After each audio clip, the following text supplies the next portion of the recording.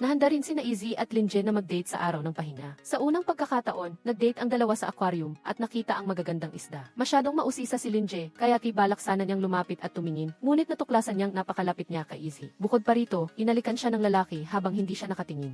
Si Linje ay sumali sa short track speed skating mula pa noong bata at sa kasalukuyan ay may napakagandang resulta at nakasali na sa mga high-level na kompetisyon. Gayunpaman, sa kalagitnaan ng kompetisyon, bigla siyang natumba. Hindi pa nagkakamali si Linje. Sa sandaling ito, parang tiningnan niya ang short track speed skating mula sa ibang anggulo. Naalala ni Linje na mula pagkabata hanggang paglaki, ang kanyang pagsali sa short track speed skating ay dahil lamang sa premyo, dahil sa pera. Kahit na napakalaki ng kanyang inilaan sa esport na ito, at laging pera ang kanyang target, hindi pa rin niya maiwasang mahalin ang propesyon na ito. Dahil gusto ni Linje na makipagkompetensya kay Izzy sa speed skating, hindi niya inaasahang pareho silang natumba. Si Linje ay napakababang tingin sa sarili mula pa noong bata, dahil namatay ang kanyang ina at iniisip ng lahat ng kamag-anak na tinatago niya ang pera na iniwan ng kanyang ina at laging tinitingnan siya ng kakaiba. Nakita ni Izzy na medyo malungkot si Linje, kaya tinanong niya kaagad kung bakit hindi siya umuuwi ng matagal at kung hindi nag-aalala ang kanyang pamilya. Sinabi niya ito nang walang pakialam, ngunit may kahulugan ito sa nakarinig dahil natatakot si Linje na umuwi at syempre, wala na rin siyang tahanan ngayon. Alam ni Izzy na gusto ni Linje na sumali sa short track speed skating. Kaya humiling kay Master na payagan si Linje na sumali sa short track speed skating training course ng sports school. Dinala ni Izzy si Master upang makilala si Linje. Nakita niyang napakatibay ng skating ni Linje, kaya pumayag siyang kunin siya bilang estudyante. Sa gayon, sumali si Linje sa short track speed skating team. Hiniling ni Izzy kay Fang Chao na bigyan si Linje ng peres ng skate. Pagkatapos, lumipat si Izzy sa Beijing, labis na nadismaya si Linje. Sa simula, ayaw umalis ni Izzy, ngunit iginiit ng kanyang ama na kailangan niyang umalis sa lugar na ito. Nakilala ni Linje ang isang mabuting guro at napakadedikado sa kanya. Habang natutulog, hindi maiwasang maisip ni Linje ang kanyang ina at umiyak. Hindi niya napansin na nakita siya ni Master the Wife mula sa likuran. Si Linje ay nagsumikap araw-araw sa ganitong paraan. Alam ni Linje na kaarawan ni Master the Wife ngayon at sinabing naghanda siya ng isang malaking plano. Humingi sina Fang Chao at Linje ng discount coupon. Nagsumikap na maligo dito, pagkatapos ay kumain ng buffet para makabawi sa pera. Nagdala pa si Linje ng gamot na pantunaw na ikinagulat ni Fang Chao dahil sa pagiging labis. Binilhan nila si Master the Wife ng isang maliit na cake at kahit maliit ito ay labis siyang natuwa. Sina Fang Chao at Linje ay nagkasama ng matagal at unti-unting naging napakalapit ng kanilang relasyon.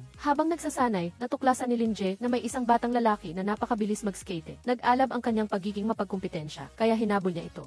Hindi inaasahang nakabalik na pala si Izzy. Labis na natuwa si Linje. Pakiramdam niya nakabalik na rin si Izzy at sinabi pang poprotektahan niya ito. Sa sandaling ito, nagpakita si Fang Chao at nagulat ang dalawa. Nang marinig ni Linje na sa bodega titira si Izzy, labis siyang nagalit at kusa siyang kumuha ng panlinis at nilinis ang silid. Natuwa si Izzy nang makita niyang tinutulungan siya ni Linje sa paglilinis. Sa wakas, natapos na nina Izzy at Linje ang paglilinis ng bodega. Narinig ni Fang Chao ang sabi ng kanyang ama na gustong makipagkumpetensya sa mga taga-provincial team, kaya medyo nag-alinlangan siya. Gusto niyang huwag na lang itong gawin at turing na pagtitipid para sa pamilya ang 2,000 yuan. Si Linje ay wala talagang maraming pera nang marinig niya ang sabi ni Master na magkakaroon ng balita sa loob ng kalahating buwan. Alam ni Izzy na hindi talaga ganoon ang iniisip ni Linje. Hindi lang niya sinabi dahil maraming tao sa hapagkainan. Kinalkula ni Linje, Izzy at Fang Chao ang oras para mamili sa supermarket. Sila ay napakatipid. Patuloy na gumagamit si Linje ng calculator para magkalkula. Nakita ni Izzy na napaka-cute ni Linje sa ganoong paraan kahit na tila napakakuripot at kailangan pang kalkulahin ang bawat sentimo. Sadyang gusto ni Fang Chao na magtira ng budget para makabili kay Linje ng bagong damit na isusuot sa Chinese New Year. Sa ganitong paraan, kahit na pumunta pa si Linje sa Jiangnan, magkakaroon pa rin sila ng alaala. Nagpahiwatig si Izzy kay Fang Chao na pumunta sa banyo at pagkatapos ay tahimik na nakipag-usap kay Linje at tinanong kung bakit siya nagtitipid ng ganoon. Silang dalawa ay patuloy na nagbanggaan, naramdaman ni Linje na talagang medyo isip bata si Ichay. Pinapayagan siyang bumangga pero siya ay hindi. Parehong nag-aalala si guro at asawa ng guro para kay Linje. Natatakot na baka pumili siya ng maling desisyon sa sandaling ito. Sinabi ni Linje kay Ichay ang dahilan kung bakit siya nagpunta sa koponan ng Jiangnan ay dahil mas mahusay ang mga kondisyon doon. Kahit na medyo mas masama ang kapaligiran, may bonus at makakaya niyang manatili sa buhay. Kaya maayos lang na doon siya pumili kahit papaano ay malulutas nito ang mga problema sa pagkain, pananamit at tirahan sa totoong buhay. Sinubukan ni Ichay na pabaguhin ang isip ni Linje. Sinabi pa na noong bata pa si Linje ay nakahabol siya gamit lang ang ordinaryong panali ng ice skating. Ngayon na may pagkakataon, bakit hindi subukan at bakit susuko? Tinanong ni Izzy si Linje kung gusto ba talaga niya ang short track speed skating. Sinabi ni Linje na gusto niya, ngunit hindi niya ito maaaring ituring na buhay. Alam ni Linje na nagbayad na si Izzy ng 2,000 yuan na bayad sa kompetisyon para sa kanya, kaya nagalit siya at agad siyang pumunta upang hanapin ito para sumulat ng promissory note. Nang makita niyang pinunit ni Izzy ang promissory note, labis siyang nagalit at pinilit niya itong idikit ulit. Dumating si Lin Feng upang makipag-away kay Linje at nang dumating sina Fang Chao at Izzy, medyo natakot si Lin Feng. Nakita ni Izzy na dumating si Coach Han kaya tinulungan niya si Linje na mag-set up ng laban. At sinabing pumayag si Linje na makipagkompetensya kay Zuzou. Nagalit si Linje at gustong saktan si Izzy, ngunit sumali pa rin sa laban na ito.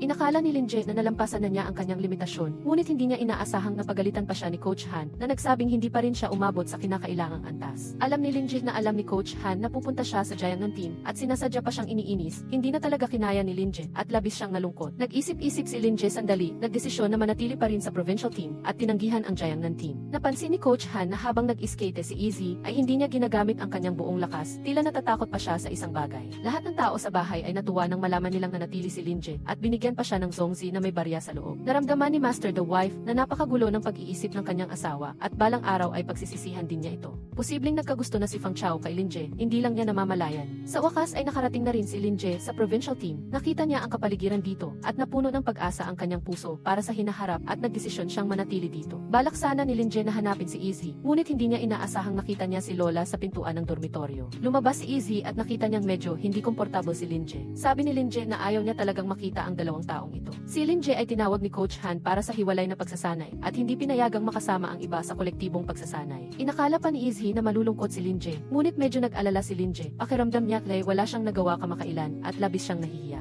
Tumawag si Coach Han kay Master ni Linje para magtanong tungkol sa sitwasyon niya. Pakiramdam niya napakababa talaga ng performance ni Linje. Pakiramdam ni Coach Han na si Linje ay parang isang magandang seedling, ngunit medyo napilitang tumanda, kaya hindi matibay ang pundasyon. Nagturo pa ng maraming kasanayan kay Linje, ngayon ay tila malabo ang pundasyon kahit na mabilis siyang mag-skate. Naramdaman ni Linje at ng dalawa na tila masisira na sila dahil napakatindi ng intensity ng pagsasanay ngayon. Dinala ni Izzy si Linje sa dormitoryo ng mga babae. Hindi inaasahang tinukso si Linje ng kanyang kaklase na may boyfriend siya, kaya medyo naguluhan siya. Aksidenteng natumba si Linje kay Izzy at nagtaka siya kung bakit namumula ang mukha nito, ngunit hindi umimik si Izzy. Nagreklamo si Linje na tahimik na umalis si Izzy ng ganoon na naging dahilan upang hindi niya matutunan kahit ang pangunahing kasanayan. Balak sana ni Fang Chao na humingi pa ng ilang chicken drumstick, ngunit hindi niya inaasahang kinuha na lahat ni Liu Yang ang mga drumstick. Talagang marunong magpaka-humble at magpaka-flexible si Fang Chao, kaya tumakbo siya sa tabi ni Liu Yang para bawiin ang mga drumstick. Sinabi ni Zhu Zhao kay Linje ang tungkol sa mga patakaran sa short track speed skating at kung gaano pa dapat magsikap ang lahat para umangat. Maraming tao ang gustong makapasok sa provincial team para magkaroon ng posisyon upang hindi na sila mag-alala pa sa natitirang bahagi ng kanilang buhay. Tinitingnan ni Linje ang mga medalya sa tabi ni Senior Sister at muling lumaki ang ambisyon sa kanyang puso.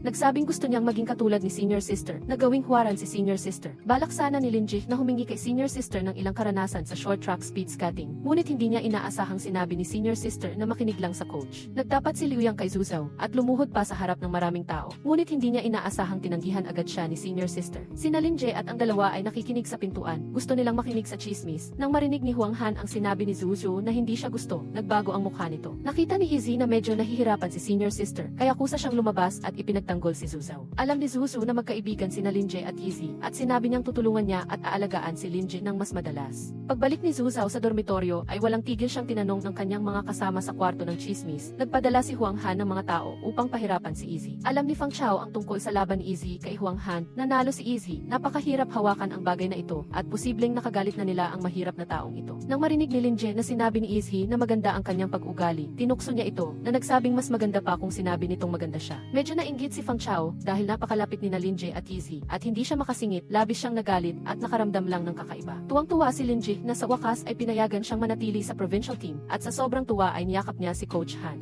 Dinala ni Izzy sina Fang Chao at Linje sa labas para maglibang buong hapon. Nakita ni Lin Feng si Linje ngunit hindi nagsalita. Tiningnan niya ang paso ng bulaklak sa kamay ni Linje at tiningnan ang katulad na paso ng bulaklak na nakalagay sa bintana at pagkatapos ay yumuko upang maglaro ng kanyang telepono. Tinawag ni Linje si Izzy at binayaran ang 1,200 yuan bilang paunang bayad sa 2,000 yuan noon. Sa wakas ay gumaan ang kanyang loob. Alam ni Izzy na kung hindi niya tatanggapin ang pera, laging hindi magiging komportable si Linje, kaya ipilit niya itong tinanggap. Lihim na itinago ni Lin Feng ang paso ng bulaklak na regalo ni Linje sa kanyang kasama sa kwarto. Naramdaman ni Izzy na talagang nakakainis ang taong ito at halos mag-away sila. Buti na lang at hinila silang dalawa ni Fang Chao palabas at naiwasan ang isang away. Talagang gusto ni Lin Feng na makipag-ugnayan sa kanyang ate, ngunit takot na takot sa kanya ang kanyang ate. Medyo hindi balanse ang kanyang kalooban nang makita niyang umalis na silang lahat. Tahimik niyang sinipa ang paso ng bulaklak sa ilalim ng kama gamit ang kanyang paa. Sinabi ni Zhu Zhao kay Linje kung sa yugto ng pagsasanay at kompetisyon, kailangang maging tahimik at subukang huwag abalahin si Senior Sister. Tila alam na rin ni Linje na napakasipag ni Senior Sister kaya ayaw niyang maapektuhan si Senior Sister kaya pumayag siya. Sa pagsasanay, pinuri ni Coach Han si Linje kaya pakiramdam niya na nananaginip pa rin siya pagkatapos ng klase. Hinanap ni Linje si Coach para magtanong kung bakit hindi siya pinapayagang makipag-ugnayan. Naramdaman ni Coach Han na hindi pa matibay ang pangunahing kasanayan ni Linje at gusto niyang ipagpatuloy ni Linje ang pagsasanay pa. Narinig ni Huang Han na ang takot sa puso ni Izzy ay ang kanyang kahinaan, kaya kusa siyang nagsabi na maaari niyang punan ang posisyon. Inagaw ang pagkakataong ito, kaya labis na nag-alala si Linje na maghihiganti si Huang Han kay Izzy. Inutusan ni Huang Han ang kanyang mga kapatid na sadyang banggain si Izzy, ngunit hindi niya inaasahang nalampasan pa rin siya ni Izzy. Ang mga tao mula sa dalawang koponan ay labis na hindi balance at nag-away sila ng ganoon. Nahuli sila ni Coach Han at ang tatlong taong ito ay pinarusahan sa grupo. Nangako si Huang Han kay Coach Han na hindi na siya magdudulot ng gulo at makikipagtulungan pa kay Izzy. Tinitiis niya ang lahat para sa kanyang sweldo. Alam ni Izzy na nag-aalala si Linje sa kanyang kinabukasan, ngunit alam din niyang hindi siya magaling makipag-ugnayan, kaya hindi siya makasali sa mga relasyon. Ayaw niyang piliting sumali. Pumunta si Linje upang hanapin si Huang Han. Bigla siyang nakita nitong bumibili ng bulaklak. Naramdaman niyang masyadong mahal ang singil ng may-ari, kaya hinila niya ito palayo at siya mismo ang gumawa ng baukwet. Narinig ni Linje na nagtitipid si Huang Han para sa tuition fee ng kanyang kapatid. Labis siyang naantig. Narinig ni Huang Han na ang pagtulong ni Linje sa kanya ay para lang mag-sorry siya kay Izzy. Kahit medyo hindi siya kumbinsido, umayag pa rin siya. Sinabihan ni Linje sina Izzy at Fang Chao na kumanta at inanyayahan din si senior sister at ang lahat na sumama. Inanyayahan ni Linje ang lahat na maglaro sa labas at nagbihis pa ng napakaayos, ngunit tinukso pa rin siya ni Fang Chao. Naramdaman ni Linje na talagang nakakabahala ang inggit ni Fang Chao. Tapos na ang lahat sa paghahanda, handa nang umalis, dahan-dahang dumating si Huang Han, nakatayo ang buhok na parang feather duster. Naramdaman ng lahat na napakaarte niya. Noong linggo, napakaraming tao sa parke, nagsiksikan ang grupo ng magkakaibigan habang tumatakbo sila papasok. Nang lahat ay nagbibisikleta, gusto ni Fang Chao na ipakita ang kanyang mahahabang binti kaya pinili niyang tumakbo, ngunit hindi niya inaasahang malayo na ang agwat sa kanya. Magkasamang nag-ihaw sina Huang Han at Izzy at mukhang magkasundo sila. Labis na naaliw si Zhu Zhao sa puso at sa wakas ay nagkaayos din ang dalawang ito. Naglaro si Huang Han ng Truth or Dare at gusto niyang magkaroon ng ilang pagkakataong ligawan si Zhu Zhao. Naalala rin ni Izzy na gusto ni Linje na kumanta siya, kaya sabay-sabay silang kumanta at tuwang-tuwa ang lahat. Hindi na nagpaligoy-ligoy si Huang Han at formal siyang humingi ng tawad kay Izzy sa harap ng lahat. Nagbigay ito kay Zhu Zhao ng ibang pananaw sa diretsong lalaki na ito.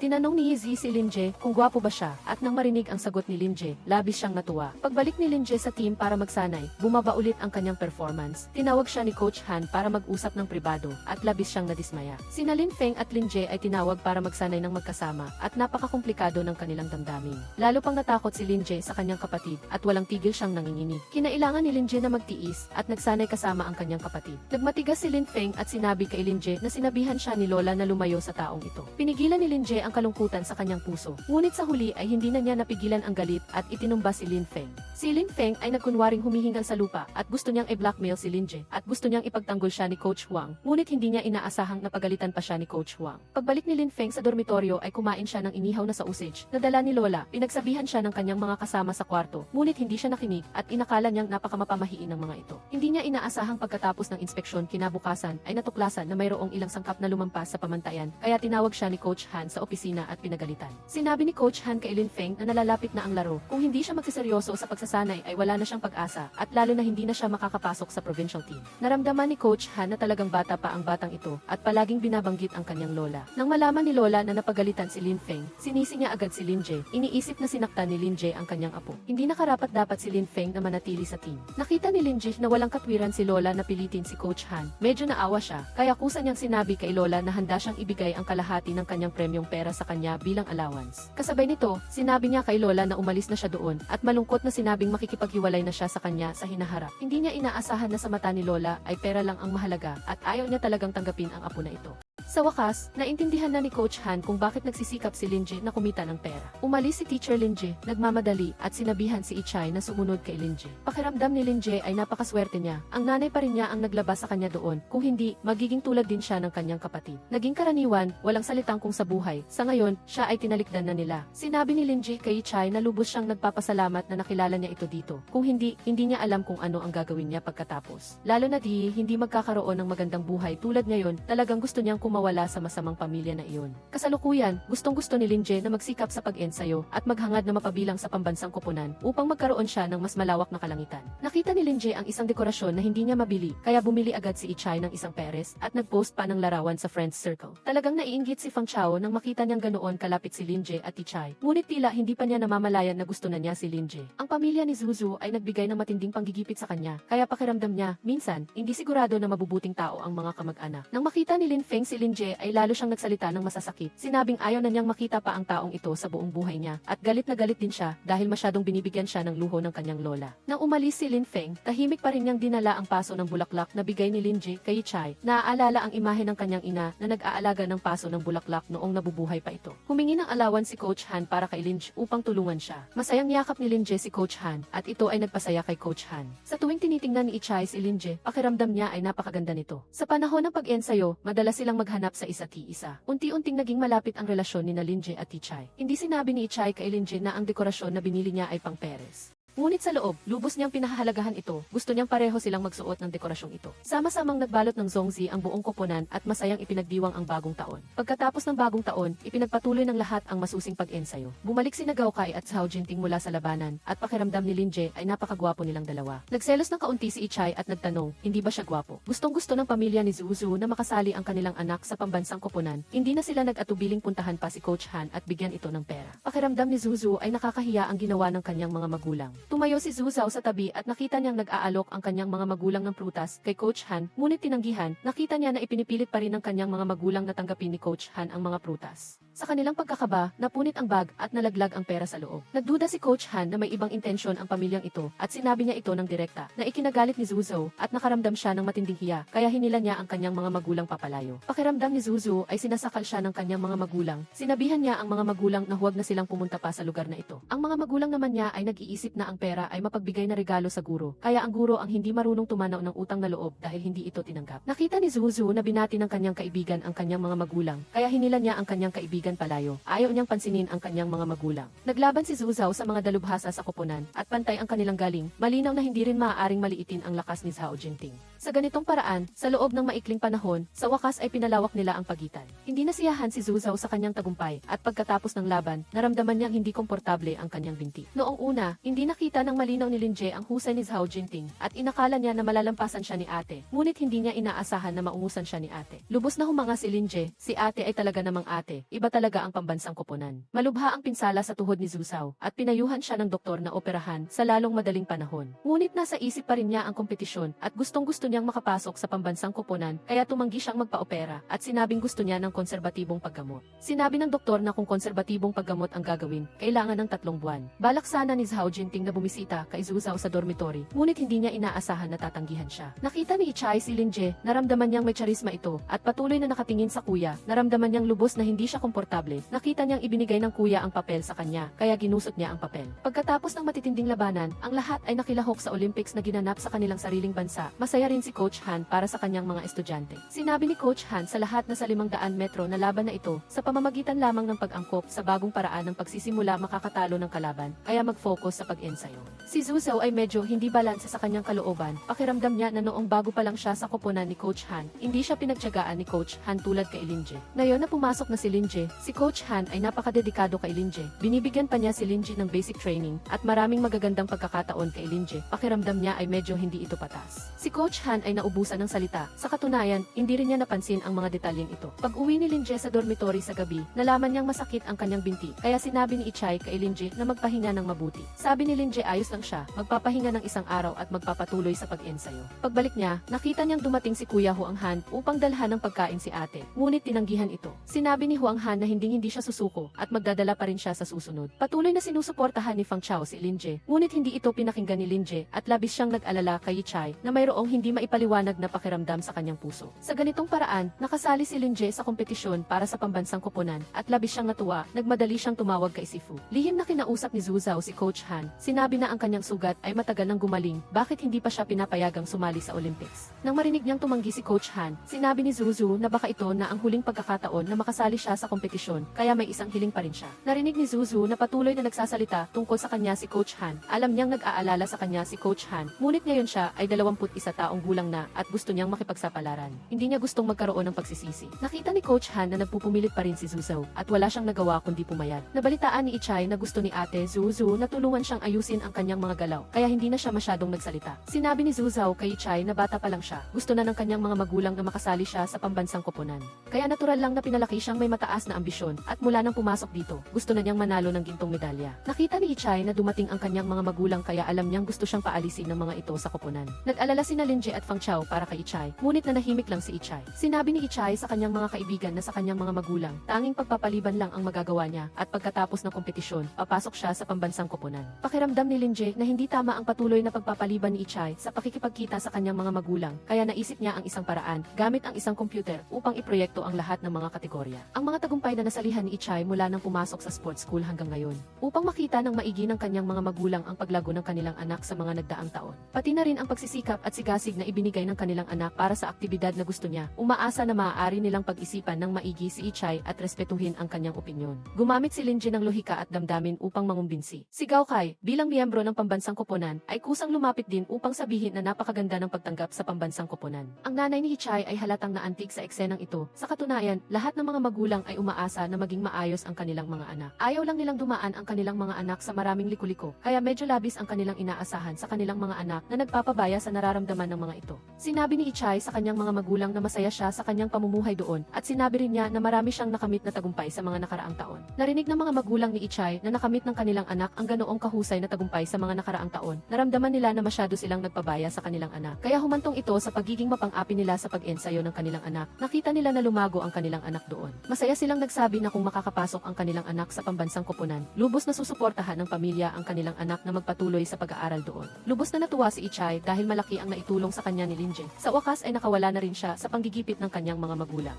Sinabi ni Linje kay Ichay na si Kuya Gao Kai ang gumawa ng presentation, kaya sinabihan niya si Ichay na sagutin ang lahat ng gasto sa pagbiyahe at gasto sa paggawa ng presentation. Nag-ensayo si Zuzao at narinig niya ang usapan ni na Ichay at Linje. Natuklasan niyang sinabi ni Ichay kay Linje ang tungkol sa mga bagay na natutunan niya sa sarili. Galit na galit siya sa kanyang puso, inayos niya ang mga kagamitan sa pag-ensayo at umalis, at sa oras ng pagkain, kusa pa siyang nag-imbita kay Huang Han na umupo sa tabi niya at lubos siyang nainis sa mga taong iyon na kasama niya. Hindi napansin ni Ichay na nakagalitan niya si ate at nang tanungin niya si ate tungkol sa mga kagamitan sa pag-ensayo, ay tinanggihan siya ni ate. Nang mahanap ni Ichay ang kagamitan sa pag-ensayo, dumating si Linje at kinuha pa ang sapatos at umalis. Biglang naisip ulit ni Ichay na parang may mali sa skating shoes na iyon. Nasa arena na si Linje, kaya hindi na niya ito mapipigilan. Maaari na lang siyang magdasal na walang mangyaring masama kay Linje sa arena. Alam ni Ichay na si Zuzao ang nagmanyobra sa skating shoes. Malapit na si Zuzao sa finish line, ngunit hindi niya inaasahan na siya mismo ang madudulas at babagsak sa daan. Ibinunyag ni Ichay ang panloloko ni Zuzao sa pagpapalit ng sapatos at binantaan niya ang kalaban na huwag nang magkaroon pa ng masamang balak. Pakiramdam ni Zuzu na si Ichay ay labis na nakakainis at ang karanasang sinabi niya rito ay isiniwalat pa sa ibang tao. Labis siyang hindi komportable sa kanyang kalooban at ang taong ito pa ay kalaban niya. Malubhang nasugatan si Huang Han sa panahon ng laban, ngunit alam niyang aalis na si Zuzao sa koponan, kaya nagmadali siyang bumili ng regalo at pinakiusapan ang kanyang kasamahan na ibigay ito. Alam niyang labis na hindi komportable si Zuzao at gusto niyang payuhan siya ng kanyang kasamahan. Binuksan ni Zuzao ang regalo ni Huang Han, sinabing hindi na siya makakapasok sa pambansang koponan, kaya hindi na siya makakasama nito sa pakikipaglaban. Kung hindi maging magkasintahan, maaari bang maging magkaibigan? Nagpaalam si Zuzao kay Huang Han at labis na nalungkot si Huang Han, natatakot na baka hindi na sila magkaroon ng pagkakataong magkita pa sa hinaharap. Labis na nagpapasalamat si Zuzao kay Huang Han sa kanyang palaging pagiging tapat sa kanya. Pagkatapos magsalita, umalis siya ng walang pag-aalinlangan. Hindi rin napigilan ni Huang Han ang kanyang luha, maaaring ito na ang huli nilang pagkikita. Sina Fang Chao, Linje at Ichay ay muling naglakbay. Inakala ni Fang Chao na magbaba sila, kaya masaya siyang sumakay muna. Hindi niya inaasahan na siya pala ang maiiwan.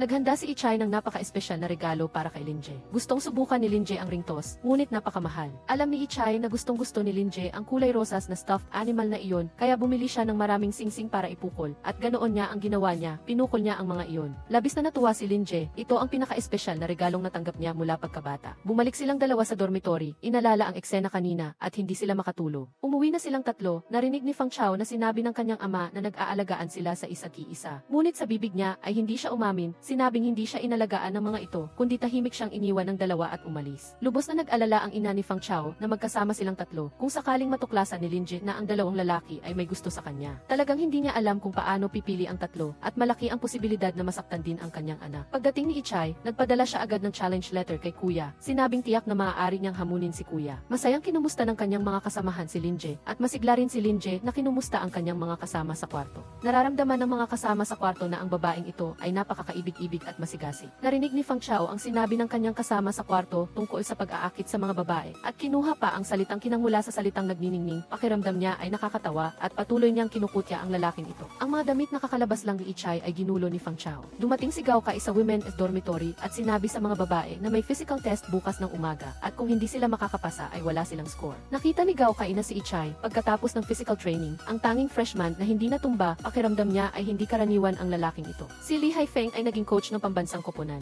Kaya maingat niyang pinagmasdan ang bawat mag-aaral. Tinawag ang tatlong sina Fang Chao. Maingat na sinuri ang kanilang physical strength at sinabihan silang magpatuloy sa pag-ensayo. Si Ichay ay ipinares upang mag-ensayo sa ibang mga babaeng kasamahan. Nalungkot si Linji nang marinig niya ito at narinig niya pa na sinabihan siya ng coach na gayahin ang husay ng ibang ate. Lalo siyang nakaramdam na maaaring mabawasan ang pagkakataon niyang makita si Ichay. Kaya medyo nagambala siya habang nag-ensayo. Hindi niya inaasahan na madudulas siya at masusugatan pa ang kanyang binti. Lubos na nag-alala si Ichay para kay Linji. Dinala niya ito sa ospital at tinulungan pa niya itong ibuod ang mga husay ni ate upang lubos na maunawaan ni Linje at mas mabilis na umunlad. Ang tingin ni Ichay kay Linje ay talagang mapagmahal. Ngayon, tila natuklasan din ni Linje na mayroon siyang isang uri ng damdamin na mahirap ipaliwanag kay Ichay. Nabalitaan ni Fang Chao na nasugatan si Linje at siya pa ang huling nakakaalam. Bukod pa rito, nalaman lang niya ito sa usapan ng kanyang mga kasama sa kwarto. Hindi maiwasang makaramdam siya ng kaunting pagkabigo. Si Gao Kai ay medyo mapuso. Gusto niyang sirain ang pagmamahalan ni na Fang Chao at ng iba pa. Ngunit hindi niya inaasahan na hindi siya magtatagumpay. Tila may kaunting hindi pagkakaunawaan siya kay Ichay. Tinitigan ni Linje si kuya na ini-interview na medyo ikinabuhisit ni Ichay at patuloy niyang ipinakita ang kanyang ngiti sa harap ni Linje. Si Ichay kasama ng iba pang babaeng kasamahan ay nagpa-interview.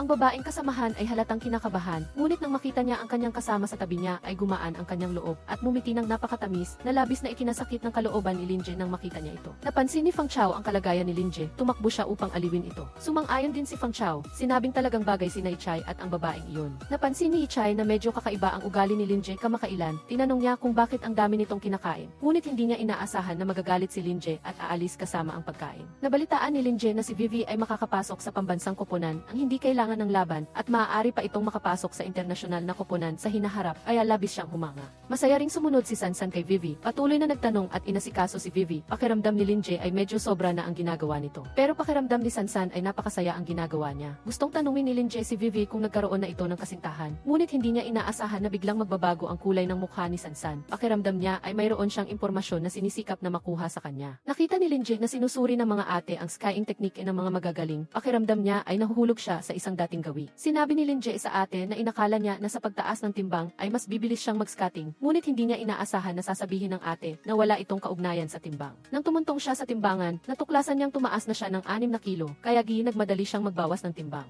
Sina Linje at Ichay, kasama ang lahat, ay nagtungo upang lumahok sa kompetisyon. Nais ni Coach Lee na matagpuan ng lahat ang kanilang layunin sa buhay sa pamamagitan ng kompetisyong ito at pagkatapos ay magpatuloy. Nang dumating ang lahat sa lugar ng kompetisyon, sila ay lubhang pagod na. Si Linje ay nakaupo sa sopa at malapit ng makatulog. Dumating si Ichay, nakita niyang malapit ng matulog si Linje at masaya siyang umupo sa tabi nito at tinanong si Linje kung bakit ito umiiwas sa kanya nitong mga nakaraang araw. Hindi sumagot si Linje, ngunit sinabi niyang dapat niyang mahanap ang kanyang direksyon sa mga araw na ito upang mas umunlad pa siya. Tahimik na umalis si Ichay kay Linje, inaakala niyang natatandaan na niya ng mabuti ang kalaban. Sa panaginip, naalala pa rin ni Linje ang mga salitang sinabi sa kanya ni Coach Lee. Sinabi sa kanyang gayahin ang ate, ituring iyon bilang pag-ensayo at sa huli ay manatili sa pambansang koponan bilang training assistant. Sa totoo lang, hindi siya mapakali sa kanyang puso, gusto pa niyang magsikap ng husto. Lihim na kumuha ng litrato si Fang Chao kay Ichay habang nagpapahinga ang lahat. Natuklasan niyang nakakuha siya sa wakas ng isang napakagandang larawan at masaya siyang umiti. Tinanong ni Ichay si Linje kung sino ang makakalaban niya bukas. Hindi sumagot si Linje at sinabi niyang abala siya at kailangan niyang magpahinga. Sa katunayan, lubos na naiintindihan ni Ichay si Linje. Alam niyang umiiwas ito sa kanya nitong mga nakaraang araw, kaya umiti lang siya at walang sinabi. Dumating na ang araw ng kompetisyon.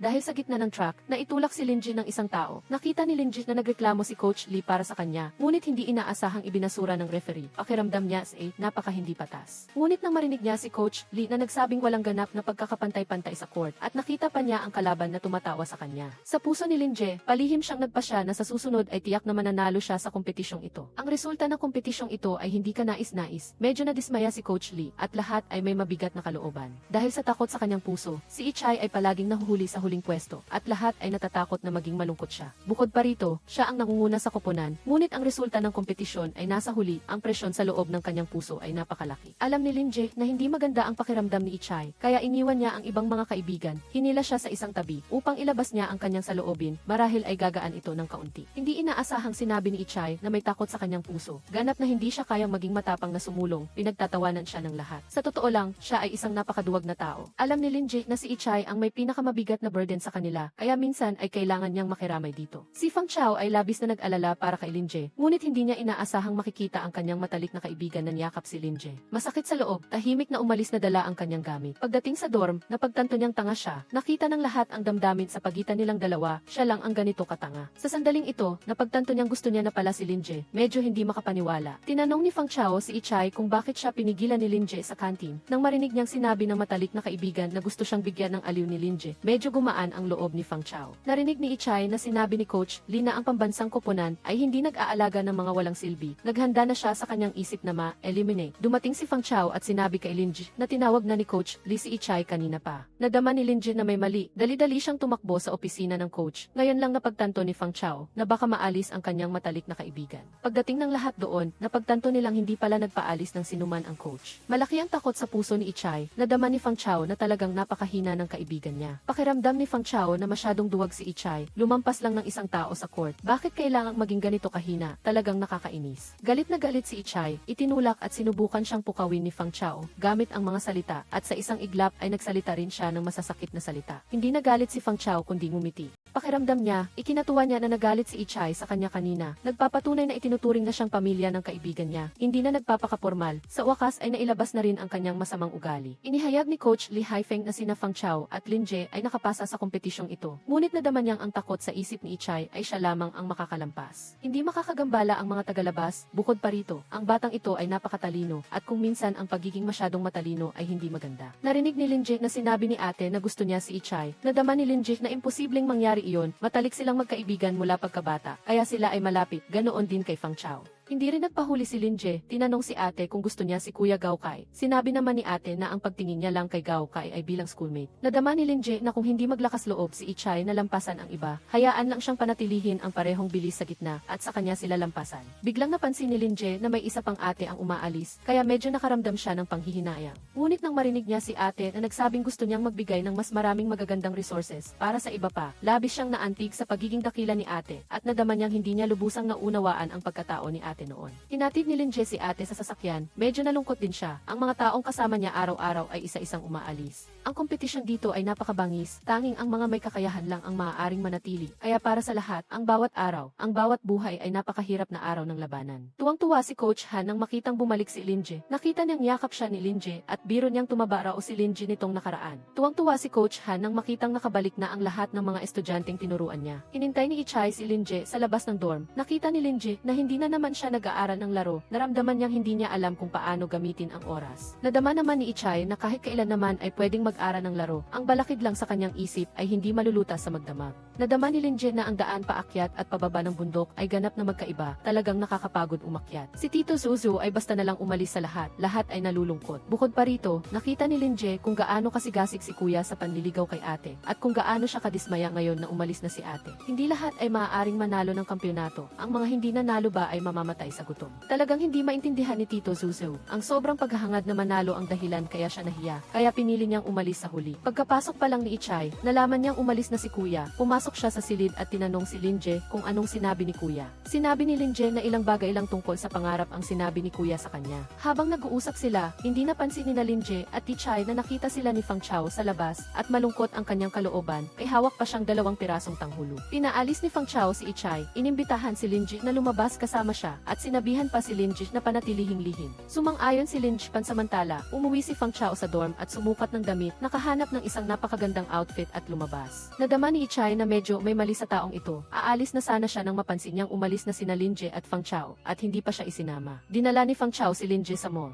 Ginawa lang na dahilan ang paghingi ng tulong kay Linje na bumili ng damit para sa kanyang ina, kaya niya inaya si Linje na mag-isa. Ngunit habang naglalakad sa kalye, napansin niyang hindi nagsasalita si Linje. Medyo hindi maganda ang pakiramdam ni Fang Chao. Sinabi ni Linje kay Fang Chao na dati ay iniisip niya lang ang kumita ng pera. Ngayon ay mabuti na, maraming kamag-anak na walang kaugnayan sa dugo. Mas masaya ang buhay ngayon. Hinaplos ni Linje ang ulo ni Fang Chao at sinabi na hanggagi mayroon siyang makain. Hindi niya hahayaang magutom si Fang Chao. Ikinatuwa ito ni Fang Chao. Pagbalik ni na Fang Chao at Linje, nalaman nilang dinala na pala ni Coach Han si Ichay. Naramdaman ni Fang Chao na malamang na mapagalitan si Ichay. Tahimik na nakinig si Linje sa labas ng pinto. Alam niyang may problema si Ichay sa skating at malamang na hindi siya makakapanatili sa pambansang koponan. Talagang nag-alala na siya at nang marinig niya ang pag-uusap nila ni Coach Han, lalo siyang nag-alala. Tinanong ni Ichay si Coach Han kung gaano katagal siya papayagan ni Li Haifeng na manatili sa koponan. Ngunit pakiramdam ni Coach Han na mahirap sagutin ang tanong na ito, hindi rin niya alam. Paglabas ni Ichay sa opisina ni Coach Han, nakita niya si Linje roon. Hindi umiwas si Linje at diretsahang sinabi sa kanya na narinig niya ang pag-uusap nila.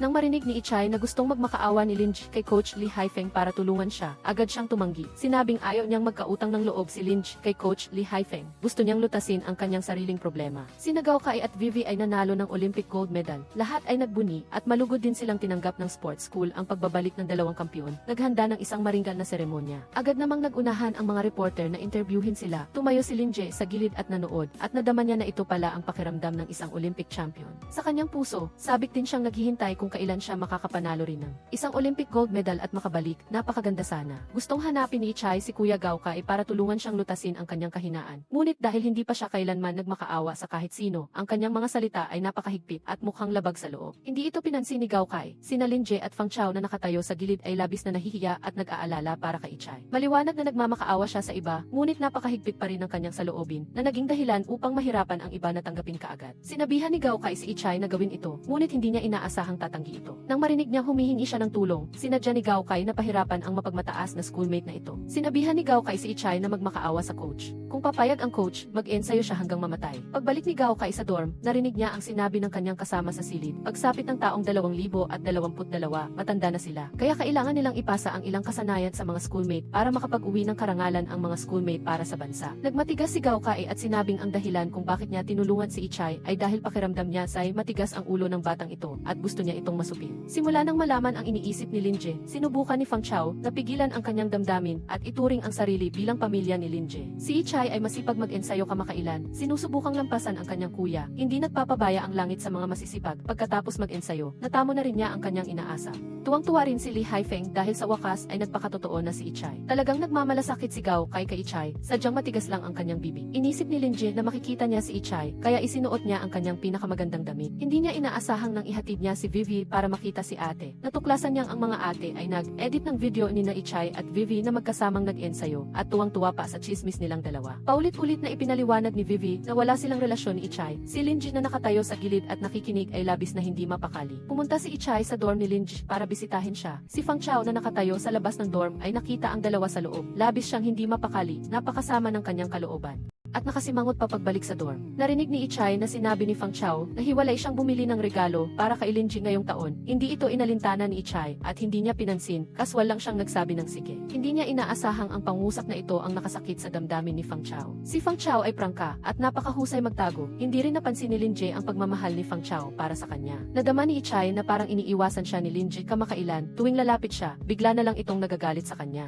Ang kanyang mukha ay galit na para bang ang kabilang partido ay isang masamang tao. Hindi alam ni Ichay kung bakit siya nagkasala kay Linje at dahil hindi siya pinansin ito sa loob ng maraming araw, naisip niya ang isang paraan. Magdiwang ng kaarawan ni Linje sa pambansang koponan at bigyan pa siya ng cake sa harap ng mga kuya at schoolmate. Ibinahagi ito sa lahat at nawala ang galit ni Linje. Si Fang Chao na nakatayo sa gilid ay pinanood ang dalawa na nagtitigan ng may pagmamahal. Hindi niya maiwasang mainggit, ngunit may ilang damdamin na hindi niya masabi. Nagbahagi sina Ichay at Linje ng cake. Tila lahat ng hindi magandang nangyari noon ay nawala dahil sa cake na ito. Kaya lang, may bahid pa rin sa puso ni Linje. Matapos ang kaarawan, hindi na nakapagpigil si Linje at tinanong si Ichay kung talagang kaibigan niya ito, bakit hindi niya sinabi sa kanya na gusto niya si Vivi. Mas masahol pa ba siya kaysa isang kaibigan? Bukod pa rito, kumalat na ng husto sa school network ang video nilang dalawa, mahirap na walang makakita. Kaya naramdaman ni Linje na ang pananahimik ni Ichay sa sandaling ito ay parang lihim na sinasabi sa kanya na magkasama na talaga sila. Nagulat si Ichay sa video na ito at agad na ipinaliwanag na hindi niya gusto si Vivi. Naramdaman ni Linje na nagpapalusot pa rin ang kabilang partido. at talagang hindi siya itinuturing na kaibigan. Naramdaman ni Linje na hindi pa man siya kumakain ng baboy, nakita na niya ang tumatakbong baboy, hindi maitatago ang pagtingin sa isang taong gusto. Diretsahang sinabi ni Ichay na si Linje ang tinitingnan niya noong oras na iyon at nasa harap niya mismo si Linje noon, kaya madaling nakatutok ang kanyang paningin kay Linje. Matapos magpaliwanag, nagpatuloy si Ichay sa pagsasabing gusto niya talaga si Linje. Masayang nagtanong si Linje kung nagtatapat ba ito sa kanya. Habang hinahanap ni Linje si Ichay, tahimik na nag-ensayo si Fang Chao kung paano magtapat kay Linje, ngunit huli siya. Basta na lang inagaw ng kanyang matalik na kaibigan ang babaeng mahal niya.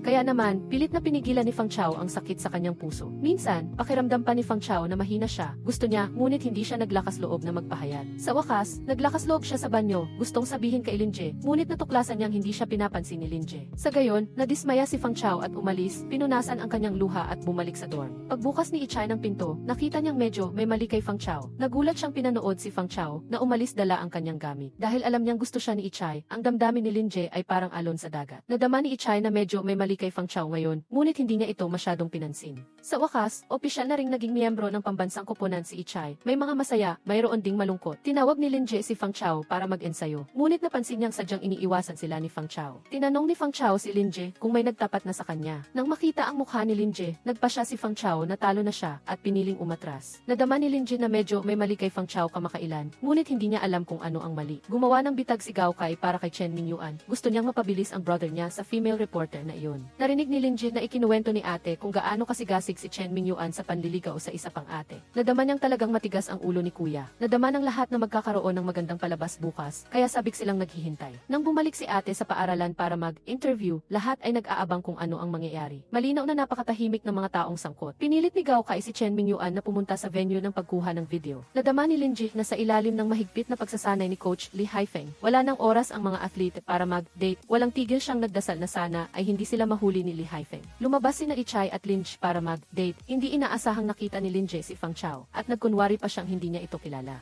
Talagang nadama ni Fang Chao na nag-a-acting lang ang dalawang ito sa harap niya. Sa totoo lang, napansin na ni Coach Lee ang pagiging lihim ni na Linje at Ichay. Hindi lang niya ito ibinunyag. Sinabi ni Lee Haifeng kay Coach Han na napansin niyang ang relasyon ni na Linje at Ichay ay maaaring maging katulad ng kay Chen Yuanming. Kaya nais niyang sabihin kay Han Bing na sa panahon ng emerhensya ay maaaring pansamantalang huwag hayaang makaapekto ang dalawang ito sa laro at lalong huwag hayaang makaapekto sa kanilang pag-unlad sa hinaharap. Bilang mga atlete, ang kanilang kinabukasan ay hindi mahulaan at minsan ay hindi pa nga sila maaaring magkatuluyan. Kaya ang usapin ng hinaharap, nadama ni Lee Haifeng na tiyak na hindi magtatagal ang dalawang ito. Si Coach Han ay laging may dalang regalo para kay Linje saan man siya pumunta. Nadama ni Lee Haifeng na ang kalmadong hitsura ni Coach Han ay hindi talaga mukhang hindi niya alam ang relasyon nilang dalawa. Nadama ni Coach Han na ang pag-ibigan nilang dalawa ay hindi makakaapekto sa kanilang kinabukasan. Ang paghihiwalay ngayon ang siyang magdudulot upang mawalan sila ng interes sa kompetisyon. Kaya minsan, hindi lang ang pagpigil sa kanilang damdamin ang makakapagdulot ng magandang resulta. Nadama ni Ichay na iniiwasan na siya ni Linje buong araw.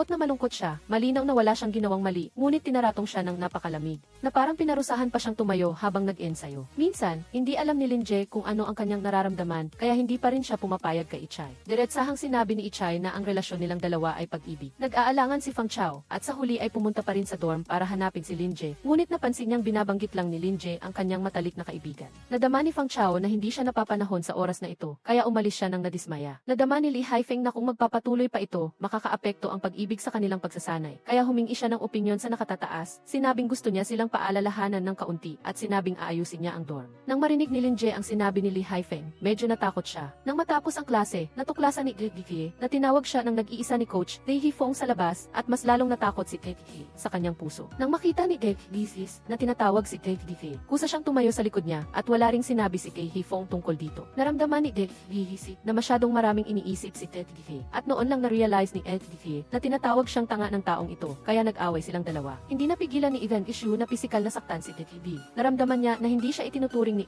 Gie bilang isang kapatid. Magkasama pa sila nang walang sinuman ang nagsasabi sa kanya. Bukod pa rito, bilang isang kapatid, unang nagtapat si Gie ng pag-ibig kay Gie na nagdulot sa kanya ng pag-aalala araw at gabi. Nagsimula nang magtanong si Fang Chao kay Yichi kung bakit napaka-brutal nito sa kanya at sinabi rin niyang gusto niya si Leng. Ngunit bilang magkapatid, inagaw ni Ichi ang babaeng gusto niya. Naramdaman ni Ichi na masyadong mahina si Fang Chao, kaya sinabi niya niya kay Fang Chao na saktan siya kung galit ito, ngunit hindi inaasahang talagang sinaktan siya ng kabilang panig. Kinaumagahan, namaga ang mukha ni Ichi nang mag-ehersisyo siya sa umaga at sinabi rin ni Fang Chao na lilipat na siya. Naramdaman ni Lange na may kakaiba sa dalawang ito. Nakita rin ni Li Haifeng ang mga isyong umiikot sa mga batang ito. Balak ni Ichi na hanapin si Li Haifeng, ngunit natuklasan niya na gusto ni Li Haifeng na paalalahanan ng guro si Fang Chao upang bumalik si Fang Chao sa tamang landas, kaya wala na siyang sinabi pa. Naramdaman ni Lange na may mali kay Fang Chao ngayon at hindi man lang siya pinansin nito nang tawagin niya itong kumain. Alam ni Lange na nag-away sina Ichi at Fang Chao at dahil ito sa kanya, kaya nakaramdam siya ng matinding pagkaawa at gustong makipag-usap kay Fang Chao upang magpaliwanag. Naglabas si Fang Chao ng sama ng loob sa klinik ng paaralan at sa wakas ay guminhawa rin. Nang bumalik siya sa dormitoryo ay nakita niya si Lange sa ibaba. Hindi rin talaga alam ni Lange kung ano ang sasabihin. Maaari lamang niyang sabihin kay Fang Chao na isa siyang napakabait na tao, na hindi lang siya karapat-dapat na makasama ang isang napakabait na tao. Hindi lubos na maintindihan ni Fang Chao kung bakit. Nasa huli ay umatras ang kaibigan niya mula pagkabata. Nag-aalala si Lange sa kalagayan ni Fang Chao at natatakot siyang baka hindi na siya pansinin ni Fang Chao dahil dito. Pagkarinig na papansinin pa rin siya ni Fang Chao, gumaan ang kanyang loob. Nagbalik si Fang Chao sa dormitoryo at nagplanong matulog, ngunit hinila siya ng kanyang kasama sa kwarto para makipag-usap. Naramdaman ni Li Haifeng na ang mga atleta ay dapat mahigpit na pinamamahalaan at dapat maging dedikado sa pagsasanay, na makikilala lamang sila kapag nanalo sila ng gintong medalya sa larangan ng palakasan. Hindi sila umaasa sa anumang uri ng propaganda mula sa koponan upang sumikat, kaya hindi niya gusto ang paggamit nila ng telepono at kinasusuklaman niya ang pagkakaroon nila ng relasyon sa loob ng koponan. Ngunit hindi iyon ang tingin ng pinuno. Naramdaman niya na ang mundo ay napakaganda at hindi dapat ihiwalay ang mga atleta mula sa mundo. Bukod pa rito, bilang mga miyembro, hindi nila maaaring takpan ang kanilang mga mata at pigilan silang obserbahan ang labas ng mundo. Naramdaman ni Li Haifeng na hindi dapat maglaro ng ganoon ang mga atletang ito na tumatanggap ng pinakamataas na pagtrato at pera mula sa bansa. Talagang hindi ito tama, ngunit ang pag-iisip na ito ay tinawag na maisakit ng pinuno. Hindi talaga alam ni Li Haifeng kung saan siya nagkamali sa pag-iisip. Gusto ni Gao Kai na sumali silang lahat sa kompetisyon, ngunit kamakailan ay hindi maganda ang mood ni Ichi. Hindi man lang siya nagbigay pansin sa kompetisyon na ito, ngunit hindi inaasahang sa huli ay narinig niyang posibleng bumalik si Lange. Medyo naapektuhan ang kanyang puso. Masaya si Fang Chao dahil nakuha niya ang ikalawang pwesto at baka purihin pa siya ng coach. Ngunit hindi inaasahan na ituturo ni Li Haifeng na ang antas na ipinakita ni Fang Chao sa pagkakataong ito ay hindi ang kanyang tunay na antas, ngunit dahil sa may nagturo sa kanya. Sa sandaling iyon, sinabi ng kasama sa kwarto ni Fang Chao na si Ichi ang nagturo sa kanya at natigilan si Fang Chao. Nagkita ng sarilinan sina Ichi at Fang Chao at diretsahang sinabi ni Fang Chao na kahit sino ay pwedeng tumulong sa kanya maliban kay Ichi at malamig siyang umalis. Gusto talaga ni Ichi na makipagbati sa kanyang mabuting kapatid, ngunit tila dahil kay Lange ay lalo silang nagkakalayo. Inakala ni Lange na tiyak na siya ang makakalamang sa laban na ito, ngunit hindi niya inaasahan na sasabihin ng coach na tulungan niya ang ate Vivi. Hindi niya maiwasang magpakita ng pagkadismaya sa kanyang mukha, ngunit naramdaman pa rin niya na ang kompetisyon ay kompetisyon pa rin at kailangang maging handa. Sinabi ni Ichi kay Lange na ang kompetisyon ang pinakamahalaga at ang posisyon ay hindi ganoon kaimportante, at sinabi rin niya na bagamat mababa ang kanyang katayuan, magtatagumpay siya hanggang nagsisikap siyang umakyat. Nakita ni Fang Chao na tila kinakabahan si Lange, kaya nakipag-usap siya rito. Sinabihan siyang mag-relax para mas makita niya ng mas mahusay ang panayam sa eksena. Nanalo si Ichi ng gintong medalya sa Olympics. At sinabi sa lahat sa panayam na lubos siyang nagpapasalamat sa taong nagbigay ng suporta sa kanya. Kasabay nito, tumingin siya kay Lange na nakaupo sa ilalim ng entablado. Hinila ng mga reporter sina Ichi at Vivi sa isang tabi para magpakuha ng litrato ng magkasama. Tumayo si Lange sa tabi at nanood. Nakaramdam siya ng matinding pagkadismaya. Naramdaman niya na tila malayo na sila ni Ichi. At lalo siyang nakakaramdam na sila ni Vivi ay bagay na bagay. Nagising si Lange at nakita niya na ang kanyang kasintahan at si Vivi ay talagang maganda at gwapo, na nagdulot ng mga usap-usapan sa dormitoryo. Nang lahat ay nag-iisip na magkasama sina Ichi at Lange, naramdaman ni Lange na napakababa ng kanyang katayuan, hindi siya karapat-dapat kay Ichi. Nararamdaman ni Ichi na malinis ang kanyang konsensya mula simula hanggang wakas, at ang pagmamahal niya kay Lange ay walang kinalaman kay Vivi. Ngunit naramdaman ni Lange na wala siyang kakayahan at entablado para tumayo sa tabi ng taong gusto niya, kaya tiyak na walang magiging resulta ang kanilang dalawa. Prangkang sinabi ni Ichi kay Lange na dahil si Lange ito, hindi pa masabi ang tungkol sa hinaharap at tiyak na magkakaroon si Lange ng mas malaking entablado. Palihim na tumitingin si Gao Kai at ang iba pa, at nang makita nilang nagkaayos ang dalawa, hindi nila maiwasang maging usisero. Balak ni Gao Kai na magtanong kay Ichi, ngunit natuklasan niyang tahimik na ibinigay ni Ichi kay Fang Chao ang ilang mga taktika na gustong gamitin ang kanyang pangalan para ibigay sa kabilang panig. Sina Ichi at Lange ay bumalik sa provincial team at naramdaman ng lahat na nagbago silang dalawa, at nang tanungin nila si Lange, nahihiya siyang tumakas. Sinabi ni Lange kay Coach Han na hindi pa siya nakakakita ng sinuman na kasinggaling ni Vivi, na talagang hinahangaan niya ang gintong medalya ni Vivi sa pagkakataong ito. Umuwi si Fang Chao at siya ay malungkot na hulaan ng mga magulang ni Fang Chao na nabigo ang kanilang anak sa pag-ibig. Sa wakas, nagkaroon din sina Ichi at Lange ng pagkakataon na mag-date sa kanilang araw ng pahinga at ang kanilang unang date ay sa aquarium kung saan nakita nila ang magagandang isda. Si Lange ay napakausisa at nagplano sana siyang lumapit upang tingnan, ngunit natuklasan niyang napakalapit nila ni Ichi sa isa't-isa. At bukod pa rito, inalikan siya ng taong iyon nang hindi siya nakatingin. Naramdaman ni Lange na nilalambing siya ng taong ito. Naiinip si Fang Chao sa panonood ng drama, ngunit hindi niya inaasahan na lalapitan siya ng kanyang ama at sasabihin sa kanya na ang buhay ay puno ng mga pagkakataong hindi ayon sa gusto at matuto siyang maging bukas ang isip. Sa huli, hindi napigilan ni Fang Chao ang umiyak, naramdaman niyang nawala ang lahat ng kanyang tapang at sa wakas ay nailabas din ang lahat ng damdaming nakaimbak sa kanyang puso. Sinabi ni Ichi kay Lange na gusto niyang maging katulad ng mga mag-asawang nagpapakuha ng larawan sa malayo na makapag-iwan ng magandang alaala kay Lange at unti-unting umiinit ang damdamin sa pagitan nila.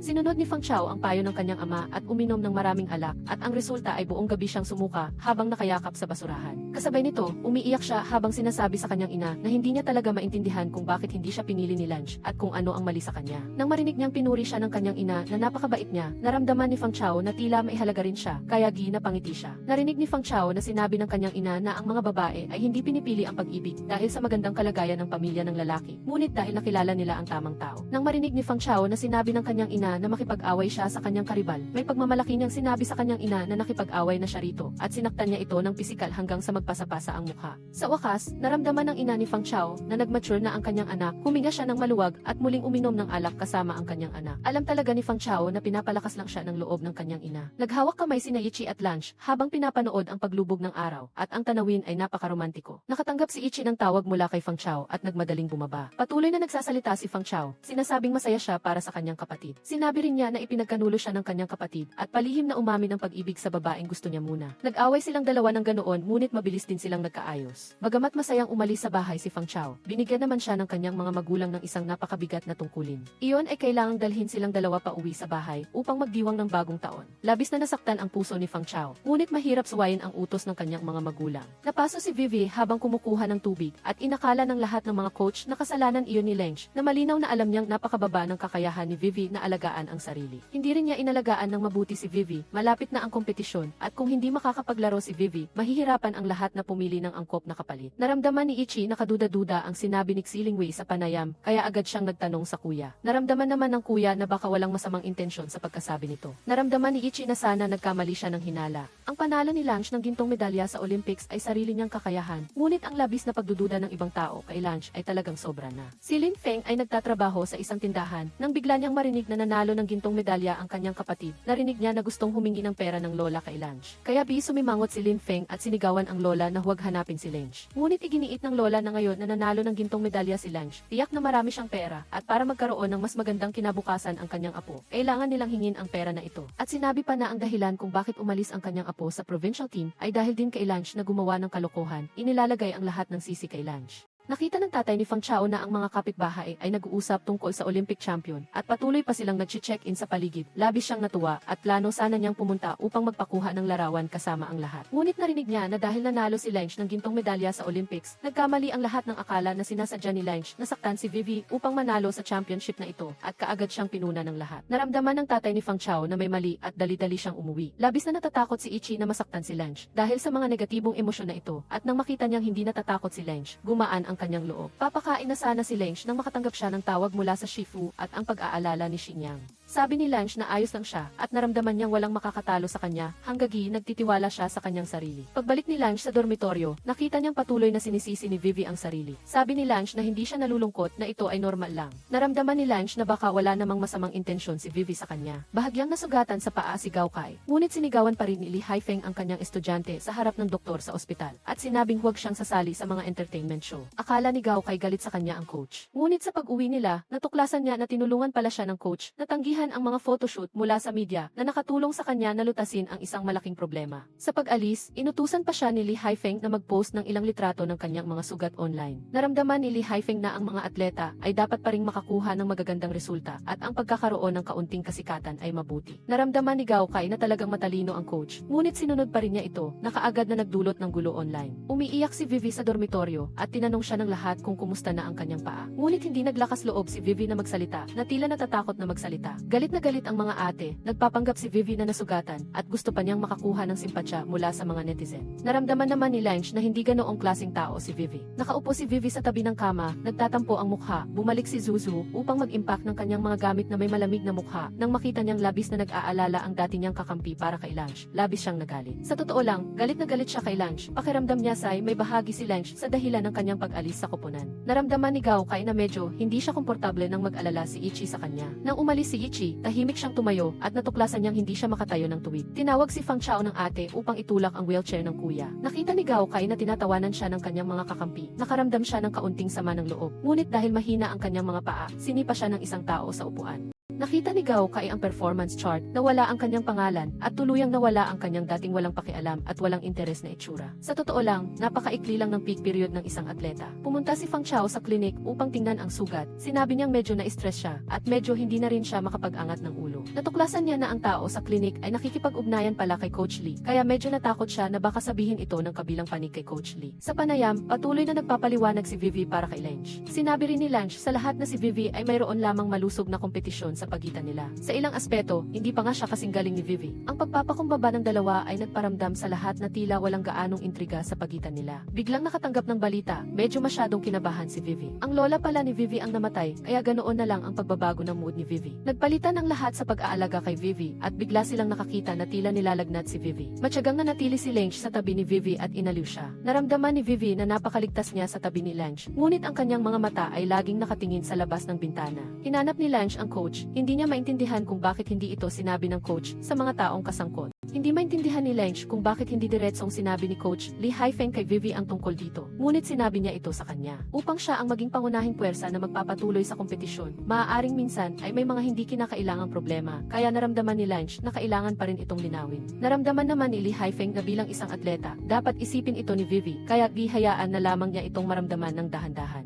Nakita ni Fang Chao sina Lange at Ichi na naglalambingan sa harap niya, muntik na siyang hindi makapagtimpi, kaya dali-dali niyang sinabi sa dalawang ito na umalis. Ngunit hindi inaasahang pagkaraan ng ilang sandali, dumating ang ate sa klinik at binigyan pa siya ng palawit at sinabing makakapagbigay ito ng swerte. Isinuot ni Fang Chao ang palawit na ito sa kompetisyon at hindi inaasahang talagang naging epektibo ito at nanalo siya ng isa pang gintong medalya, labis na natuwa ang lahat. Narinig ni Lange na mayroon ng resulta ang kompetisyon at nagmadali siyang nagtanong sa ate kung pang ilan siya, ngunit hindi niya inaasahan na sasabihin ng ate na si Yang Xiaofei ang nanguna. Nakaramdam si Lange ng matinding pressure. Dumating si Lee Haifeng ng direkta sa stadium upang suportahan si Lange. Sinabihan siyang mag-concentrate sa kompetisyon at huwag hayaang maapektuhan ng iba. Karaniwan na ang may gumagawa ng masama sa karerahan at sa pagkakataong ito ay matagumpay na naiwasan ito ni Lange at nanalo pa siya ng gintong medalya, labis na natuwa ang lahat para kay Lange. Sinabi ni Ichi sa lahat na mauna na gusto niyang makasama si Lange saglit. Nakita ni Lange na mayroon siyang video sa telepono at nang bumalik siya sa dormitoryo at tiningnan ito ng mabuti, natuklasan niyang na-edit ng lahat ang kanyang video. Kaagad siyang nakakuha ng mahigit 100,000 likes. Naramdaman ni Lange na nagbunga ang kanyang mga pagsisikap at sa wakas ay guminhawa ang kanyang loob. Naramdaman ng lahat na napakaswerte ni Lange at sunod-sunod silang nagpunta sa dormitoryo ni Lange, humihingi ng pahiwati. Pumunta rin si Lee Haifeng upang suportahan si Lange. Naramdaman niyang napakahusay ng pagganap ni Lange sa pagkakataong ito. Pumunta rin si Ichi sa kwarto ni Lange upang batiin siya. Nakita ni Gao Kai na nanalo ulit si Ichi ng gintong medalya sa laro. Ay talagang nakaramdam ng kaunting pagkadismaya, galit na pinatay ang computer. Pagbalik ni Lange sa dormitoryo ay nakita niya si Vivi na nakahiga sa kama at umiiyak ng humihikbi at ayaw na ayaw niyang makita ng iba ang kanyang hitsura. Nagpanggap siya na walang nangyari, natakot si Lange na maabala si Vivi kaya kusa siyang umalis. Pinanood ni Lin Feng ang video ng kanyang ate at nang makita niyang nanalo ng gintong medalya ang kanyang ate, labis siyang natuwa para sa kanyang ate at mabilis niyang itinago ang kanyang telepono nang makita niyang dumating ang lola. Patuloy na tumalon-talon ang lola sa tabi at gusto niyang hanapin ni Lin Feng si Lange sa Beijing. Nakaramdam si Lin Feng ng kaunting pagkadismaya sa kanyang puso kung bakit kailangan niyang abalahin ang kanyang ate sa lahat ng oras. Hindi naramdaman ni Lin Feng na may masama sa kanya kaya lumabas siya para maglaro ng game. Ngunit hindi niya inaasahang makita siya ng dalawang sundalong mapaglaro. Medyo hindi gusto ni Gao Kai si Izzy, ngunit nakita niyang nanalo siya ng gintong medalya, kaya masaya pa rin siya para sa kanyang puso. Umaasang laging may mananalo ng gintong medalya para sa China sa larangan ng labanan. Kalmadong kumain si Gao Kai at naramdaman ng lahat na may mali sa kanya. Patuloy na hinanap ng lola ni Lin Feng ang kanyang apo, ngunit nalaman niyang pumunta na ito sa Beijing. Bumalik siya mag-isa sa tindahan at nang umubo siya, natuklasan niyang dugo ang kanyang inuubo. Si Vivi ay nasa dormitoryo, napakasama ng kanyang kondisyon at siya ay napakahina. Sa totoo lang, simula pagkabata, mahina ang kakayahan ni Vivi na mamuhay ng mag-isa. Palagi siyang umaasa sa pag-aalaga ng iba. Napakaraming paghihirap ang dinaanan niya para manalo ng gintong medalya. Ang gintong medalya ay mahalaga sa puso ni Vivi, ngunit hindi naman ito masyadong mahalaga. Ang totoo, labis siyang nag-aalala sa kanyang lola, kaya patuloy na naghihintay si Vivi ng balita tungkol sa kanya. Nang dalhin ni Linje ang parsela, nakita ni Vivi ang maraming charm na binordahan ng kanyang lola para sa kanya, at sa wakas ay hindi niya napigilan ang kanyang luha. Ang lola na nagpalaki sa kanya mula pagkabata ay biglang umalis na lamang. Sandaling hindi matanggap ni Vivi ito, at naiintindihan din ni Linje ang pakiramdam na ito. Iniisip ni Vivi na ang lola niya bago mamatay ay umaasa lang na maging ligtas siya, at nagburda pa ng napakaraming herb charms. Gusto niyang manalo siya ng kampeonato. Hindi maiwasang mapaisip ni Vivi, mas kalmado na ang pakiramdam niya ngayon. Ayaw niyang mamatay ang lola niya na may pangamba dahil sa kanya. Maagang gumising si Vivi at masayang tinawagan si Linje, at sinabing maaari na siyang magsanay. Balak sana ni Linje na samahan si Vivi na magsanay. Sinabi ni Vivi na gusto muna niyang ayusin ang mga gamit niya rito bago magsanay, at sinabi rin kay Linje na kaya na niyang alagaan ang sarili niya. Nakita ni Vivi si Coach Lee Haifeng, at sinabi sa kanya na hindi na siya maaaring sumama kay Linje. Gusto niyang subukan ang proseso ng pagiging malaya. Bukod pa rito, napaka hindi patas din kay Linje. Palaging pinapaalagaan si Linje sa sarili niya. Wala namang obligasyon ang ibang tao na alagaan siya. Sinabi ni Lee Haifeng kay Vivi, hanggang sinusuportahan ni Vivi si Linje o sinusuportahan ni Linje si Vivi. Sa dalawang kaso na ito ay walang pagkakataon na makapaglaro sa single match. Sinabi ni Lee Haifeng kay Vivi na tumawag sa bahay. Nakita ni Vivi ang kanyang ina, at lalo siyang naging motivated sa kanyang puso. Ngumiti siya nang hindi nagsasalita. Naghahanda na ang lahat na maglaro. Nasugatan ang paa ni Izzy dahil sa pagkakamali sa laro. Nag-alala si Linje, gusto niyang bisitahin siya, ngunit sinigawan siya ng coach. Sinabihan siyang maghintay sa court. Sinabi ni Lee Haifeng kay Linje na bigyang pansin ang propesyonal na katangian ng atleta. Matapos ang laban, sinabihan si Linje na si Izzy ay dinala sa ospital para magpagaling at bumalik na sa Beijing. Nag-alala siya ng labis para sa kanyang puso. Patuloy siyang nagpadala ng mga text message sa kanya, ngunit ang mga mensaheng ito ay walang tugon. Walang magawa si Linje, kaya tumakbo siya sa silid ni Coach Lee Haifeng, at narinig niya itong nagsabing ang kondisyon ni Izzy ay hindi pa madidiskubre sa ngayon, kaya ang paggamot ay medyo walang pag-asa. Si Fang Chao sa tabi ay inaliw si Linje. Nag-alala si Linje kaya hindi siya makakain.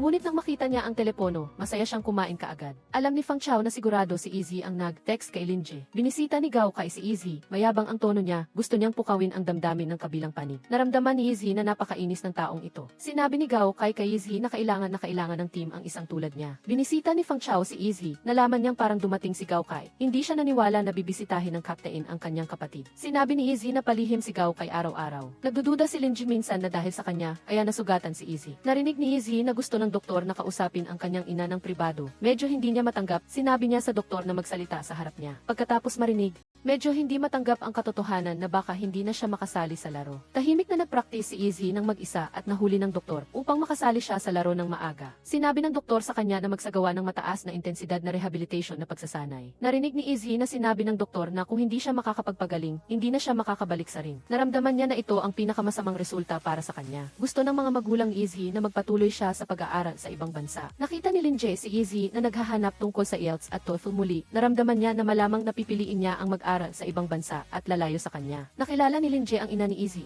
Sabi ni Izzy, ito lang ang paraan para makakuha ang anak nila ng magandang degree sa ibang bansa at pagkatapos ay umuwi at pamahalaan ang negosyo. Matanda na rin naman sila, ayaw na nilang may mangyari pa sa kanilang anak. Walang kaalam-alam si Linje kung ano ang magiging hinaharap nilang dalawa. Naramdaman niya na minsan ang pag-ibig ay hindi lang nakasalalay sa dalawang tao. Mayroon ding pasanin ng pamilya, kailangan nilang pagtagumpayan ang napakaraming paghihirap para magkasama. Gusto ni Linje na tulungan si Izzy na ipahayag ang kanyang mga saloobin sa harap ng kanyang mga magulang. Mas mahalaga para suportahan ng kanyang mga magulang ang kanyang ginagawa at patuloy na ipursige ang career na pinakamamahal niya. Naramdaman naman ni si Shui na hindi feasible ang ideyang ito ni Linje. Hindi rin lumalaban si Izzy. Walang saysay lang ang ginagawa ni Linje. Biglang narinig ni Linje na sinabi ni si Shui kung talagang ayaw niyang umalis, kailangan ba siyang gapusin. Biglang naramdaman ni Linje na hindi rin naman ito imposible. Nakita ni Izzy na pinipilit siya ng kanyang mga magulang na mag-aral sa ibang bansa at papunta na siya sa airport. Gusto niyang mag-text sa kanyang kasintahan na si Linje, ngunit pinigilan siya ng kanyang mga magulang. Sa oras na ito, dumating din ang mga tao mula sa athlete testing team at nagkataong nakita sila ni Linje. Balak nilang tawagan si Izzy, ngunit nang tumawag sila sa telepono ng kanyang ina, pinatay ito. Nataranta si Linje at lumitaw si Fang Chao sa oras na ito. Biglang nag-text si Izzy kay Linje at Fang Chao at sinabing na traffic siya, kaya sinabi niyang bumalik sila at sunduin siya. Binuhat ni Fang Chao si Izzy sa kanyang likod at tumakbo silang dalawa. Hinabol sila ng mga magulang ni Izzy sa likuran, ngunit hindi nila naabutan. Sa ganitong paraan, dinala ni na Linje at Fang Chao si Izzy mula sa daan papunta sa airport hanggang sa ospital. Nagkunwari si Li Haifeng na sinigawan sina Lin Jie at Fang Chao sa ospital dahil sa paggawa ng mga bagay na hindi iniisip ang mga kahihinatnan, ngunit hindi naman sila pinarusahan ng mabigat. Talagang masaya si Izzy dahil tinulungan siya nina Lin Jie at Fang Chao na makatakas sa pagpigil ng kanyang mga magulang at sa wakas ay hindi na niya kailangang mag-aral sa ibang bansa. Nakipag-usap si Li Haifeng sa mga magulang ni Izzy. Sinabing napakaraming taon na siyang coach at nakita na niya ang napakaraming atleta na nagkaroon ng malubhang pinsala. Ngunit ang maliit na pinsala ni Izzy ay maaari pa ring makasali sa ice skating na laro pagkatapos gumaling. Wala itong dapat ikabahala, kaya hindi maaaring mag-alala ng labis ang mga magulang at makaapekto sa matinding pagnanais ng kanilang anak. Hinikayat ni Li Haifeng ang mga magulang ni Izzy na kung isusuko ng kanilang anak ang kanyang pangarap, ito ay magiging malaking trauma para sa isang bata. Pinayuhan niya silang pakinggan ang opinyon ng kanilang anak. Nagpapasalamat si Izzy kay Li Haifeng dahil tinulungan niya siyang hikayatin ang kanyang mga magulang na ipagpatuloy ang kanyang pangarap. Pumunta si Lin Jie kay si Shui para magtanong tungkol sa mga bagay na dapat tandaan sa rehabilitation treatment. Ngunit walang nakapansin kay Fang Chao na nakatayo sa tabi at tinitingnan ang mga tao at maging ang kanyang mga mata ay puno ng paghanga. Nakita ni Izzy na tila nag-aalala ang kanyang mga magulang. Sinabi niyang lubos niya silang naunawaan kahit na hindi siya masyadong naalagaan ng kanyang mga magulang sa mga nakaraang taon. Binigyan naman siya nila ng napakagandang material na kondisyon. Sinabi ni Izzy sa kanyang mga magulang na dati ay dahil nagpumilit silang maging sarili nila kaya nagkaroon sila ng tagumpay ngayon. Mas gusto niya ngayong magpumilit na maging sarili niya. Sinabi niyang huwag na siyang hadlangan pa. Sa tulong at pag-aalaga ni Lin Jie, unti-unting nagsagawa ng rehabilitation exercises si Izzy.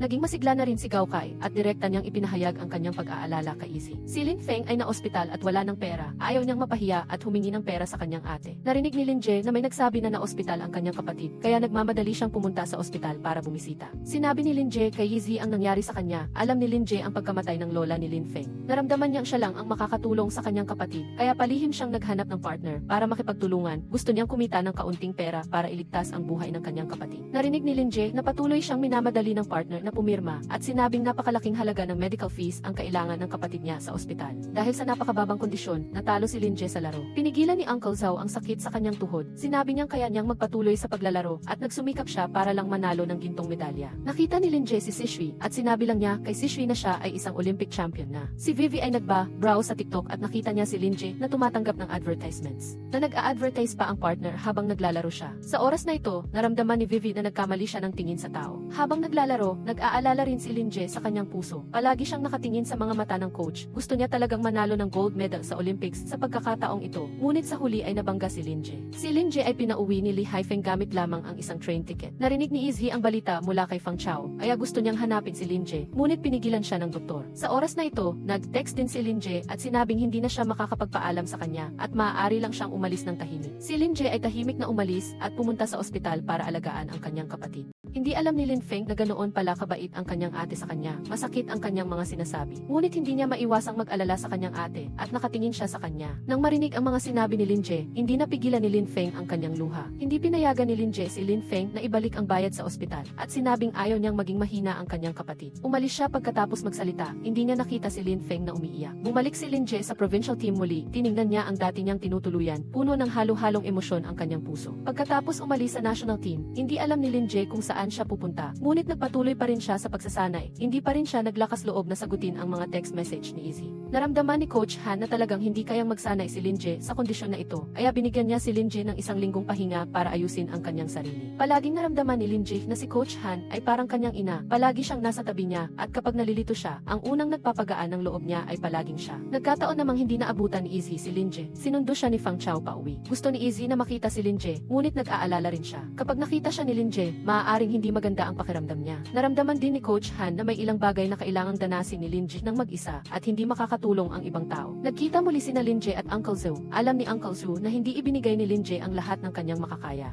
At may kaunting panghihinayang kaya sinabi niya kay Lin Jie na magpatuloy sa pagsisikap. Tila sa wakas ay nakita na ni Lin Jie ang direksyon na patutunguhan. Hindi napigilan ni Izzy na palihim na hanapin si Shifu. Sinabing gusto niya talagang makita si Lin Jie. Sinabi naman ni Shifu na kailangan niyang maging matyaga para makasama si Lin Jie. Hindi pa naayos ni Lin Jie ang kanyang sarili ngayon at kapag nagkita silang dalawa ay mas lalo lang silang mag-aalala. Patuloy na pinipilit ni Lin Jie ang kanyang sarili na maghugas ng pinggan. Gusto niyang makawala sa ganitong kondisyon, ngunit tila wala ring epekto. Alam ni Lin Jie na tiyak na nakita ni Shifu si Izzy at naglasing pa silang dalawa. Umiiyak si Izzy habang nagpapadala ng voice message kay Lin Jie at nalaman niyang nasa tabi na pala niya si Lin Jie. Sa wakas ay nagkita silang dalawa at sinabi nila sa isa ang kanilang pangungulila. Sa oras na ito, biglang naramdaman ni Lin Jie na ang masayang buhay ang pinakamahalaga, kaya ang mga pag-aalala na iyon ay hindi na kailangan. Nakita ni Lin Jie si Shimu na Patuloy na tinitingnan ang friend circle ng kanyang kasintahan at nakita rin niya na pinag-uusapan sila ng lahat. Medyo hindi comfortable si Linji, medyo sinisisi si Izzy. Tinawagan ni Linji si Coach Lee Haifeng, humingi ng pahintulot na makabalik sa national team at hindi inaasahang pumayag si Lee Haifeng. Pumayag din siyang maging magkasintahan silang dalawa, tila lahat ay bumalik sa normal na buhay. Para sa kanilang pangarap, magkasama silang lahat. Naramdaman ni Linji na ang mga karanasan niya sa national team at ang mga paghihirap na dinanas niya noong bata pa siya ay parang pampalasa sa buhay na nagtutulak sa lahat na magsikap at sumulong. Sa huli, nagsusumikap ang lahat sa pagsasanay sa national team na ang pangarap nila sa buong buhay ay magdala ng karangalan sa bansa. Ang pelikula ay nagtatapos dito. Salamat sa panonood ng buong video. Magkita-kita tayong muli sa susunod na mga pelikula.